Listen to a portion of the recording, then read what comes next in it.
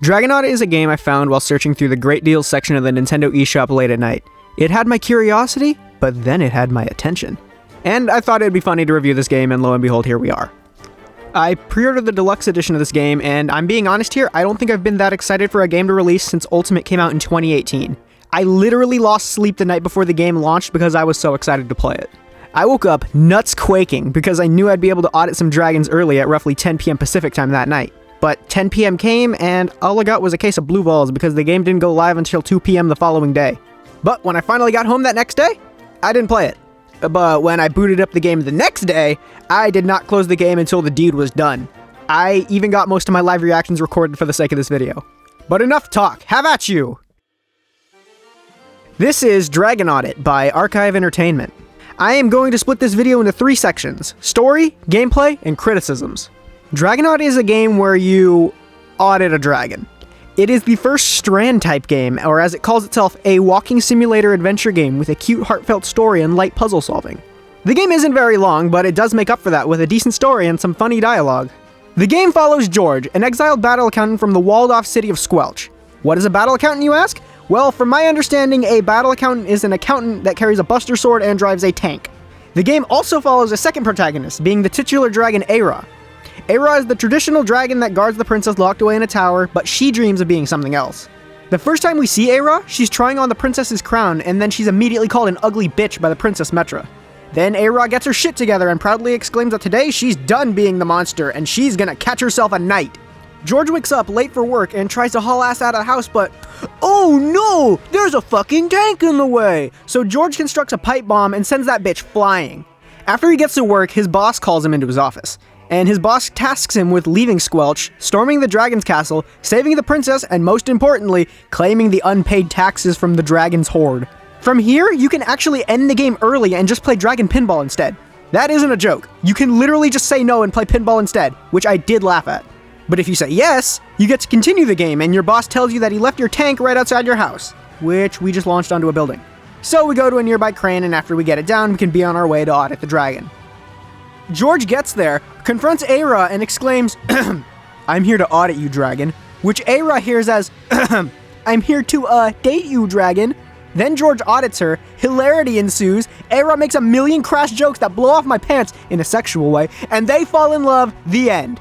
Well, it doesn't quite end that quickly, but it sure does feel like it. Which is the perfect segue into my next section. This game is not very long. It's only about an hour and a half long, maybe 2 hours if you can't find an item or two.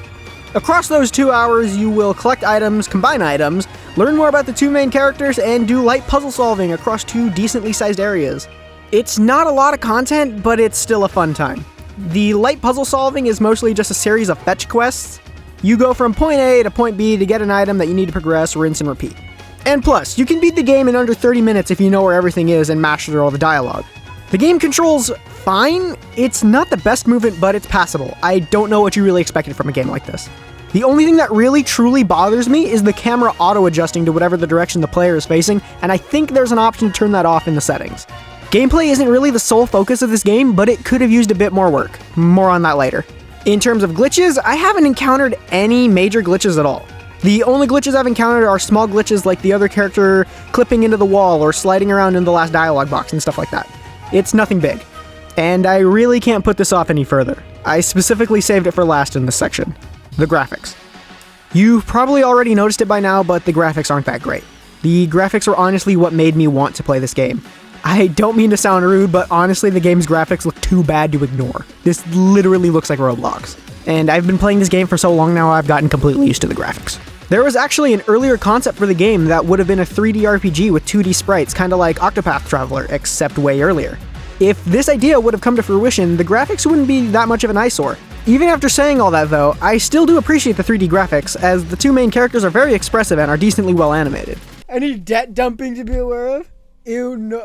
I actually did speak with the creator of the game, and he said for Dragon Audit, he specifically wanted to test out 3D animation for it. So I will say he kinda did a decent job for his first time really doing this for a full-scale project. For this last segment, which is criticisms and what can be done better, I've separated them into parts, which would be characters, gameplay, characters and gameplay.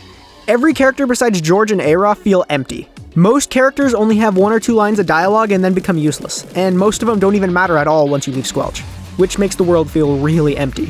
Maybe more lines of dialogue or more people could solve this problem. A ton of people seemingly come out of nowhere to see off George, so why not have them walking around while you're exploring Squelch?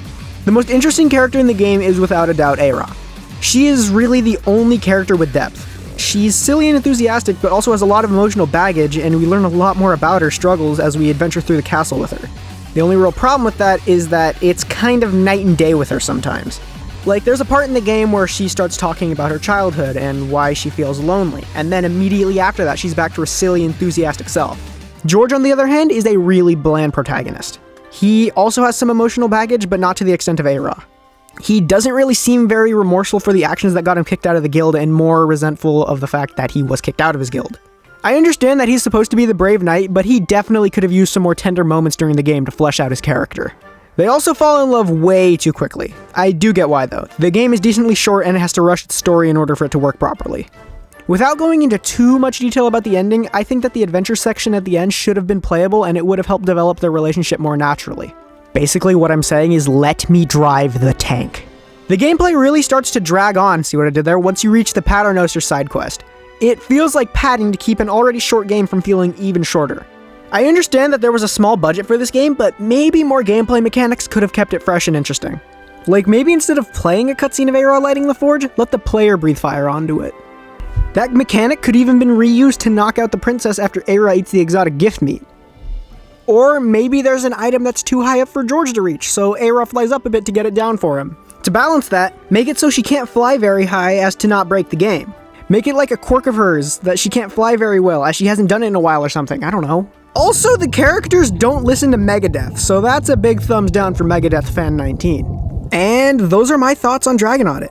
Overall, it was a fun experience. I enjoyed my time in the game and it lived up to the hype.